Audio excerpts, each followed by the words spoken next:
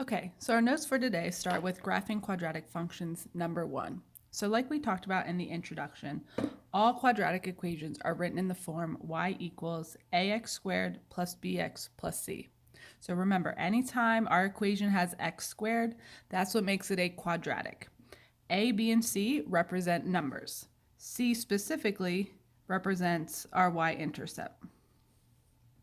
So, when graphed, a quadratic equation creates a U-shaped graph called a parabola. So, if our a value, remember a is the number next to x squared, if a is positive, then the parabola opens up like a smile. So your u is in the upward direction. If a is negative, then the parabola opens down like a frown. So it's upside down. Now we have what's called the axis of symmetry. So what's neat about parabolas is that they're what's called symmetrical. That means whatever goes on one side also goes on the other side. So our axis of symmetry on a parabola is a vertical line. Remember, vertical goes up and down. That divides the parabola in half. So if I was to split this parabola directly down the middle in half, my axis of symmetry would look something like this.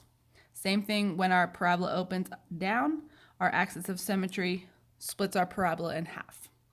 So we have a formula to find the axis of symmetry.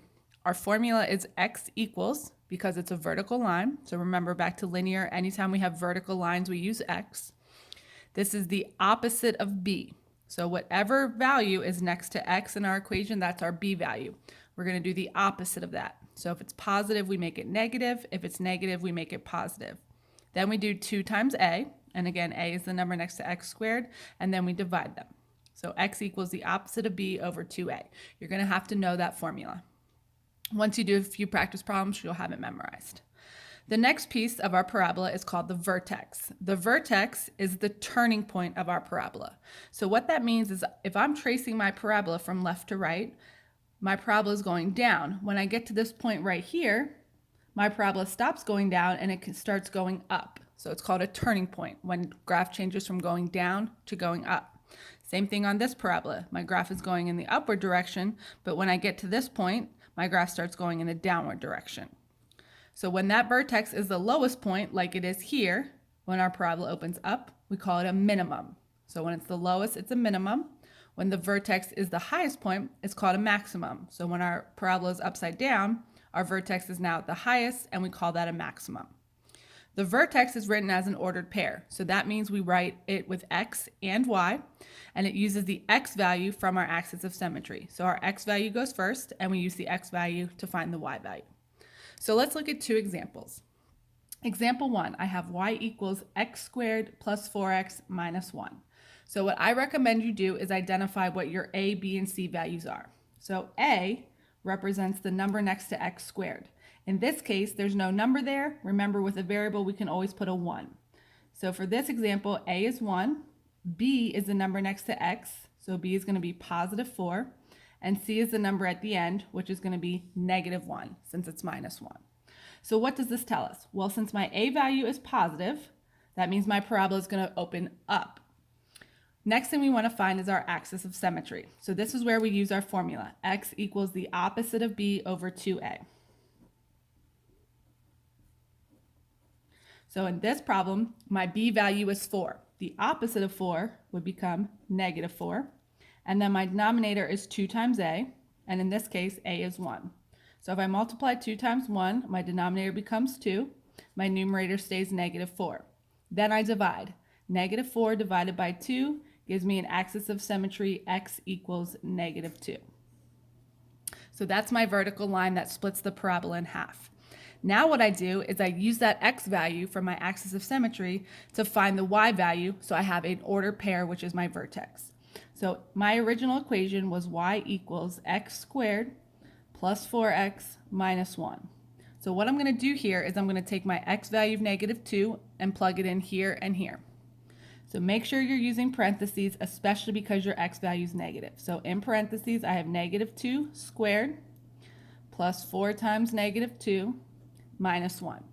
So to evaluate this, you have to follow your order of operations, which means we do exponents first, then we can multiply, and then we add and subtract. So I have y equals negative 2 squared, means negative 2 times negative 2, which is positive 4. 4 times negative 2 is negative 8. And then I have minus 1 at the end. So now I can do my subtraction. 4 minus 8 is negative 4, and negative 4 minus 1 gives me negative 5. That's the y value of my vertex. So what I do is I put together my x and my y value, and my vertex is at negative 2, negative 5. So now what I want to do is sketch my parabola. So I'm going to use my vertex here, and I'm going to draw a small coordinate plane. So remember, your x-axis goes side to side, your y-axis goes up and down. So if I were plotting my vertex, I'm going to plot the point negative 2, negative 5. That means I start at the origin, and I'm going to go left 2, and I'm going to go down 5. 1, 2, 3, 4, 5. Again, it's just a sketch, so you can just kind of approximate, but the point negative 2, 5 is down here. And what else I know is the fact that my parabola opens up. So using my vertex, I can draw my parabola, which is that U-shaped graph opening in the upward direction. And then my axis of symmetry would be that vertical line that splits that parabola in half. Not perfect, but just a sketch so you can kind of see what it looks like. We're going to do the same thing for example 2 now. So again, the first thing that I recommend you do is identify your a, b, and c values. So we have y equals negative x squared plus 6x minus 5. So in this case, my a value is going to be equal to negative 1. Again, when there's no number in front of a variable, you can put a 1, but I now have a negative sign. My b value is going to be positive 6, and my c value is going to be negative 5. So what this a value tells me is that since it's negative, my parabola is going to open upside down, which is what we talked about earlier. So now I want to find my axis of symmetry. So to find your axis of symmetry, we use our formula. X equals the opposite of b over 2 times a. In this case, b is 6, so the opposite of 6 is going to be negative 6. And a is negative 1, so I'm going to multiply 2 times negative 1. So this becomes negative 6 over negative 2. And remember, a negative divided by a negative is a positive. So this gives me x equals positive 3 for my axis of symmetry. Now I use that to find my vertex. So I use my original equation, y equals negative x squared plus 6x minus 5. What I'm going to do here is plug 3 in for x. You have to be very careful here because this negative sign is not with the 3. So this negative sign needs to stay outside of your parentheses. So the negative goes first. Your x value is what goes in parentheses, which is positive 3. We're going to square that, and then we're going to do 6 times 3, and then minus 5. So again, this 3 squared is 9, because 3 times 3 is 9, but this negative sign makes it negative 9. 6 times 3 becomes positive 18, and then we have the minus 5 at the end, and now we do our addition and subtraction from left to right. So negative 9 plus 18 is positive 9, and 9 minus 5 gives me a y value of 4. So my vertex, we use the x value from the axis of symmetry, which is 3, and the y value we just found, which is 4. So again, we're going to make a little sketch here. You can draw your axes very carefully. And I'm going to plot my vertex. So my vertex is at the point 3, 4. That means I'm going to go right 3 and up 4. So starting at the origin, 1, 2, 3, and then up 4. 1, 2, 3, 4. So it's about right here. The other thing I know about my parabola is that since my a value is negative, our graph opens upside down. So we can draw an upside down parabola. And again, that axis of symmetry, I like to make it a dotted line, splits our parabola directly in half.